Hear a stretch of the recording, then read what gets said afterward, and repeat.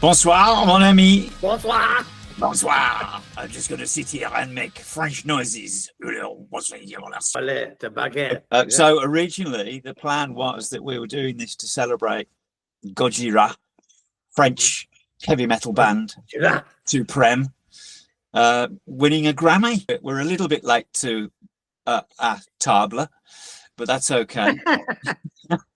It's fantastic. I think it's a fantastic thing. Everybody, you know, it blew up on Mastodon Mayhem last year, didn't it? During the Olympics. Yeah, I mean, I don't normally get taken up with all the hype on things in general, but man, I was on that because it was so awesome. I watched it like 50 times. Yeah, me too. It was so well done. Yeah, with the visuals, but the song was so cool too.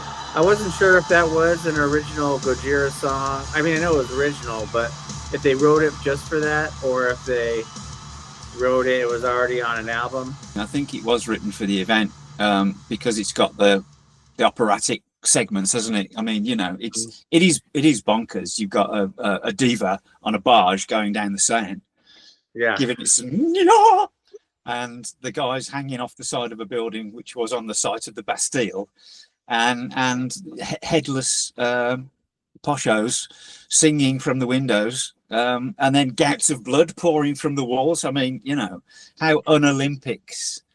Yeah, I'm a little worried someone's going to come by and chop my head off. Well, this is the thing, you know, an aristocrat. We need plenty of fraternité, and we'll be okay.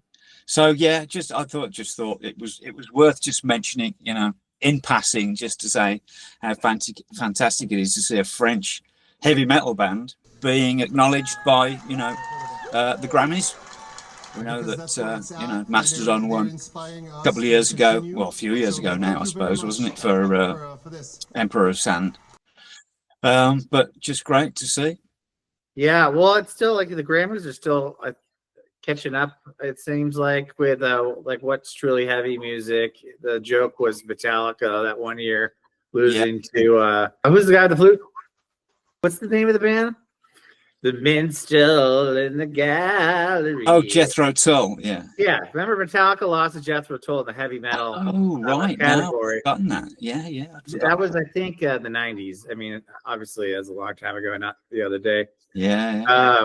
I think that was for the Black Album, and that was like, while very funny in a way, it was like, wow, Grammys still don't get heavy metal, I guess. But I think it's gotten better over the years, and certainly with this one, everybody respects this choice. Definitely, yeah. I think it's gone down really well, hasn't it? You know, it's recognition for progressive metal, I suppose, aren't they? In the same sort of frame as Mastodon, you know. In there, there's power, there's different sections which chop and change time signatures and all that kind of thing, and lyrically they're really kind of interesting as well. I mean, they sing about whales, so that's got to be good, isn't it? They're very environmentally conscious, and I finally saw them with Mastodon in Baltimore, I think it was, and they I still have not. I have the bug on Gojira a little bit, and some of it before I saw him live has moved me. That Olympic show was outstanding, and it certainly stirred my spirit in such a powerful, meaningful way. And then seeing him live, I was like, wow, okay, yeah, brilliant. Yeah, they are great, and they're super unique, I think. I think so. Well, yeah. Can't think of anybody quite like them. I mean, if you watch, I've watched a few of their videos on YouTube, and they've got a really kind of strong visual style as well. There's an element of sort of horror movie about them, but very much a kind of very up to date kind of urban kind of feel going on there as well. There's a great deal of art to what they do. It's not just about the music; it's about the visuals as well, and about the message. And their presentation, it's just so strong. Yeah, I think, and you brought it up as a good point to talk about it, because it probably did a whole heck of a lot for the metal community, right? Introducing respected heavy metal, but not like fake what people think heavy metal is, but respected heavy metal by heavy metal listeners to the world. Like, wow, I mean, there's not a bigger stage. It's the only other thing I could think of is if they played the Super Bowl. Yeah, absolutely. Yeah, because that would be a massive event, wouldn't it? A lot of the so-called metal acts that have been recognized, possibly by the Grammys and other organizations, is that they've been more pop oriented. I guess it was back in the late 80s, early 90s now, what was known as new metal. It always seemed to be quite lightweight to me and very poppy, but there is this other side to metal music, isn't there, which has got a dark quality. It's more grown up. It's sort of like more sophisticated. Like those bands you mentioned, that new metal stuff, it was like so teen, it was so angsty. And so it appealed to a wide audience because people are not very complicated. But for the listener who wants a little more in depth or wants to explore their mind a little bit more, like the Mastodon, Crack the Sky, Astral Projection, Traveler, and Gojira and their deeper topics. Yeah, stronger on the concept front. Concepts, yeah. I think they're not as widely celebrated. They're just, I would maybe say, more cherished by their fans, maybe, but well, I don't know if that's true, but maybe have not reached the appeal that those new metal, I'm thinking of like Korn and and those guys, that the popularity they got to, because maybe not everybody gets it.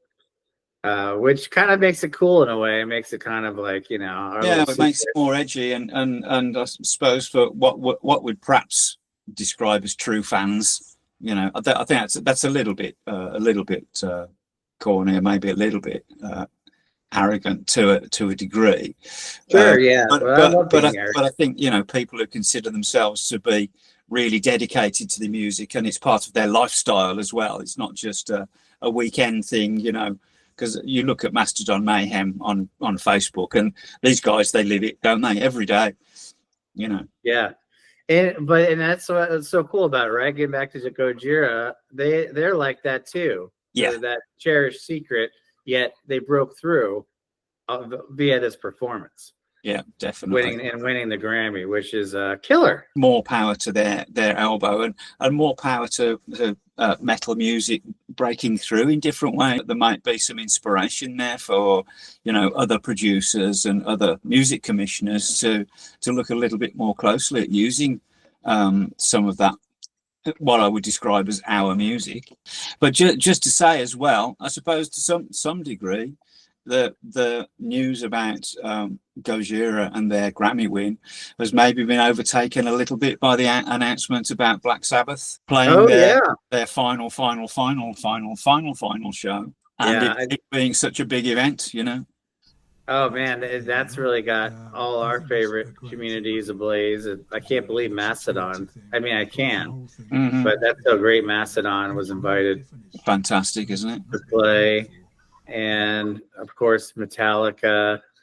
Is Gojira on that too? Black Sabbath, Ozzy, Metallica, Slayer, Pantera, Gojira. Ah, yeah, man, fantastic. Allison Train. Yeah, you were right. Yeah. Hellstrom, Lamb of God, Anthrax, Mastodon. There's a load of guest artists underneath as well. This was my comment for them. Mastodon posting the flyer for the Sabbath show.